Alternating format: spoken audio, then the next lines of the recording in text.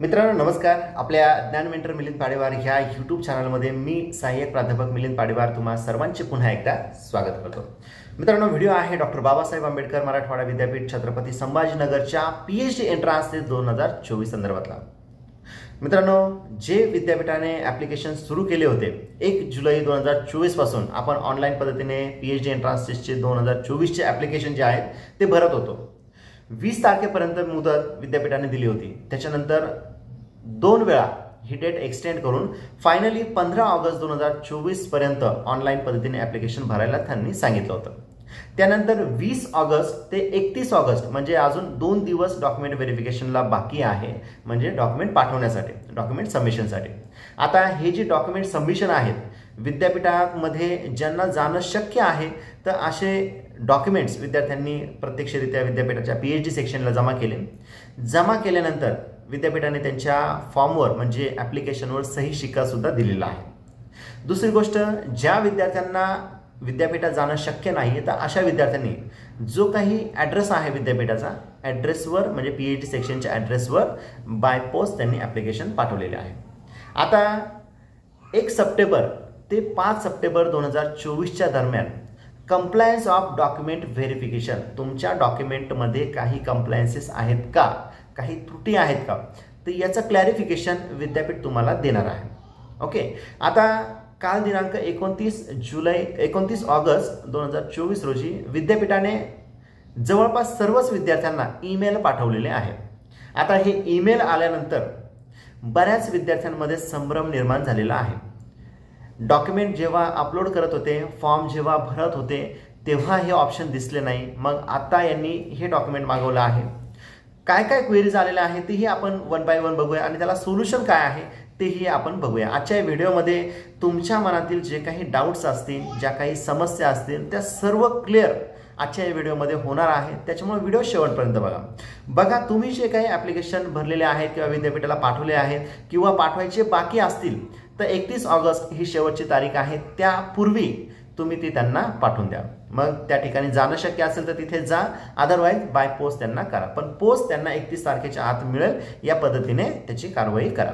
आता बघा 1 सप्टेंबर ते 5 सप्टेंबरच्या दरम्यान कंप्लायन्सेस डॉक्युमेंट व्हेरिफिकेशनचं होणार आहे. त्यानुसार 10 सप्टेंबर 2024 रोजी जी काही प्रोव्हिजनल लिस्ट आहे ती विद्यापीठ पब्लिश करणार आहे की कुठले विद्यार्थी पात्र आहेत, कुठले अपात्र आहेत. त्याच्यानंतर फायनल जी लिस्ट आहे म्हणजे त्रुटी कंप्लीट केल्यानंतर सुद्धा एक फायनल लिस्ट ते पब्लिश करतील की किती विद्यार्थी या परीक्षेसाठी पात्र आहेत. आणि PhD एंट्रन्स टेस्ट जी आहे ती होणार आहे 3 ऑक्टोबर 2024 रोजी. ओके. त्यानंतर तुमचा जो काही निकाल आहे PhD एंट्रन्स टेस्टचा जो काही रिझल्ट आहे तो 15 ऑक्टोबर 2024 रोजी डिक्लेअर होणार. आता बघा ऑनलाईन पद्धतीने जे काही ॲप्लिकेशन आलेले आहे ते जवळपास विद्यापीठाकडे 14,125 ॲप्लिकेशन आलेलं आहे आणि ह्या बेसवर तुमची PhD एंट्रन्स टेस्ट होणार आहे, म्हणजे एवढ्या विद्यार्थ्यांची परीक्षा होणार आहे. आता मित्रांनो आज दिनांक 29 ऑगस्ट 2024 रोजी विद्यापीठाने जे काही ईमेल विद्यार्थ्यांना केलेले आहेत मग त्या ईमेलमध्ये त्यांनी काय काय दिलेलं आहे, काय काय त्रुटी आहेत तर त्या आपण बघूया. तर बघा लॉग इन केल्यानंतर किंवा तुमच्या ईमेलवर त्रुटी काय असतील तर ते त्रुटी तुम्ही नोट डाऊन करा. तर काही विद्यार्थ्यांचं कास्ट सर्टिफिकेट अपलोड नाही आहे, अपलोड करा असं त्यांनी सांगितलेलं आहे. काहींचं इन्कम सर्टिफिकेट नाही आहे असं त्यांनी सांगितलं, ते तुम्हाला अपलोड करायला सांगितलेलं आहे. काहींचं नॉन क्रिमिलियर अपलोड नाही आहे, ते अपलोड करायला सांगितलेलं आहे. काहींचं डिग्री सर्टिफिकेट नाही आहे, काहींचं फायनल इयरचं मार्कशीट नाही आहे. तर असे जे काही त्रुटी आहेत त्या विद्यापीठाने तुम्हाला सांगितलेले आहे पूर्ण करायला. ओके. आता लॉग इन केल्यानंतर जे काही अपडेटचं ऑप्शन आहे ते तुम्हाला त्या ठिकाणी दिसणार नाही तुमच्या प्रोफाईलवर. तर तुम्हाला काय करायचं आहे, सगळ्यात आधी डॉक्टर बाबासाहेब आंबेडकर मराठवाडा विद्यापीठ छत्रपती संभाजीनगरच्या ऑफिशियल वेबसाईटला जायचं आहे. त्यानंतर PhD सेक्शनला जायचं आहे आणि PhD सेक्शनला गेल्यानंतर तुम्हाला लॉग इन करायचं आहे. जो की लॉग इन ID पासवर्ड तुम्ही पेट परीक्षेचा फॉर्म भरताना यूज केला होता. आता लॉग इन केल्यानंतर तुम्हाला प्रोफाईल, त्यानंतर सिलेक्ट प्रोग्राम आणि पेमेंट्स असे 3 ऑप्शन त्या ठिकाणी दिसणार आहे. आता यानंतर पुढे जाऊन तुम्हाला पुन्हा फॉर्म नंबर तुमचा दिसेल जो तुम्ही भरला होता, त्यानंतर प्रोग्राम दिसेल, त्याच्यानंतर तुम्हाला अपडेट अकॅडमिक डिटेल्स असं एक ऑप्शन दिसेल आणि अपडेट अपलोड्स हे ऑप्शन तुम्हाला दिसणार आहे. त्यानंतर अपडेट नेट डिटेल्स एवढ्या डिटेल्स तुम्हाला त्या ठिकाणी दिसणार आहे. तर तुम्हाला काय करायचं आहे, अपडेट अपलोड्स ह्या ऑप्शनला तुम्हाला क्लिक करायचं आहे. आता बघा, ज्या विद्यार्थ्यांना ईमेल आलेला आहे त्या ईमेलमध्ये आपली क्वेरी काय आहे त्या क्वेरीशी संबंधित आपल्याला ॲक्शन या ठिकाणी करायचं आहे. ओके, आता एखादे डॉक्युमेंट तुम्हाला अपलोड करायला सांगितले असतील तर लॉग इनवर तसं ऑप्शन तुम्हाला दिसत नसेल. ओके, तर तुम्ही काय करायचं आहे, पीजीचं जे मार्कशीट आहे ते तुम्ही रिमूव्ह करा किंवा त्या ठिकाणाहून डिलीट करा आणि डिलीट केल्यानंतर जे काही संबंधित डॉक्युमेंट आहे म्हणजे पीजी मार्कशीट सोबत तुम्ही बाकीचे डॉक्युमेंट पण हे करा, स्कॅन करा आणि एकत्रित PDF करून तुम्हाला त्या ठिकाणी अपलोड करायची आहे. ओके, सेकंड त्यांनी सांगितलेलं आहे, जर तुमचं कास्ट सर्टिफिकेट किंवा नॉन क्रिमिलियर, मग त्याच्यामध्ये OBC, non creamy layer, NTB, NTC, NTD किंवा VJNT, ओके, असं जर तुमची कॅटेगरी असेल तर तुम्हाला त्या ठिकाणी कास्ट सर्टिफिकेट आणि नॉन क्रिमिलियर जो आहे तो तुम्हाला एकत्रितपणे स्कॅन करून त्याची PDF बनवून ती अपलोड करायची आहे. Okay, caste certificate caste validity असेल तर तीही तुम्हाला त्याच्यामध्ये अपलोड करायची आहे.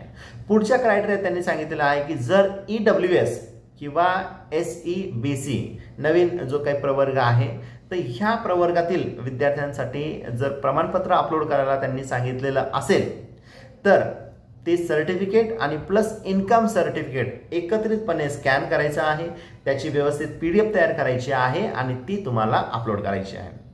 विद्यार्थी मित्रांनो, हे सगळं झाल्यानंतर जर काही विद्यार्थ्यांनी डॉक्युमेंट पाठवले नसतील विद्यापीठाला आणि जाणं जर शक्य नसेल तर आजच तुम्ही पोस्ट करा किंवा जाणं शक्य असेल तर तिथं तुम्ही हे करा. जर तुम्ही पोस्ट करणार असाल तर त्या ठिकाणी तुम्हाला ॲड्रेस आहे विद्यापीठाचा डॉक्टर बाबासाहेब आंबेडकर मराठवाडा विद्यापीठ परिसर, सोनेरी महाल, जयसिंगपुरा, छत्रपती संभाजीनगर. त्याचा पिनकोड सुद्धा आहे 431004. तर ह्या पिनकोडवर तुम्हाला तो पोस्ट करायचा आहे. आता बघा, पेट परीक्षा जी आहे ही एकाच फेजमध्ये होणार आहे, म्हणजे वन टाइमच आहे. जेव्हा लास्ट पेट झाली होती तर ज्या विद्यार्थ्यांना पेट द्यायची आहे त्यांचे एक टेस्ट आणि जे एक्झाम्शनमध्ये आहे किंवा ज्यांचं नेट सेट आहे तर त्यांच्यासाठी एक वेगळं हे घेतलं होतं. त्याच्यानंतर PhD एंट्रन्स टेस्ट म्हणजे पेट परीक्षा ही ऑफलाईन आहे. लक्षात घ्या, ऑफलाईन परीक्षा आहे. 2 तासाचा या ठिकाणी तुम्हाला कालावधी दिलेला आहे आणि 100 मार्कांचं तुमचं कॅल्क्युलेशन किंवा 100 मार्कांचं पेपर तुम्हाला असणार आहे, ज्यामध्ये स्कोरिंग जो आहे किंवा मिनिमम पासिंग जी आहे ही 50 मार्कांची असणार आहे.